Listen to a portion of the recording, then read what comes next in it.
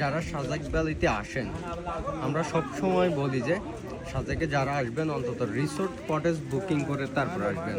বর্তমান সময়ে সাজেকে যে পরিমাণ ভিড়, যারা রিসোর্ট বুকিং করে আসেন না, অবশ্য আজকে প্রায় 2 থেকে 250 জন মানুষ রুম না পেয়ে চলে গেছেন এবং রাস্তায় রাস্তায় হাঁটতে হইতেছে বা ঘুরতে হইতেছে। তো এই জিনিসগুলো আপনারা এই ফেব্রুয়ারি মাসে কখনো করবেন না। আরেকটা চাপ থাকবে 14 ফেব্রুয়ারিতে। তো 14 ফেব্রুয়ারিতে যারা সাজেক আসবেন অন্তত রিসোর্ট বুকিং করে আসবেন। আর রিসোর্ট যদি বুকিং না পান তাহলে হচ্ছে সাজেক আসার কোনো দরকার নেই।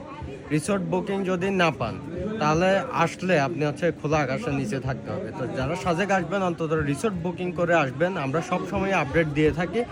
আমরা 100% নিশ্চিত করে বলবো যে যারা হচ্ছে যে কম টাকায় 1500-2000 টাকায় এসে রুম পাবেন বিভিন্ন ট্রাভেল ব্লগারদের কথা শুনে, তারা সাজেক আসার পর কিন্তু রুম পান না 1500-2000 বা বেশি টাকায়। তো সেক্ষেত্রে রিসোর্ট বুকিং করে তারপর আসবেন।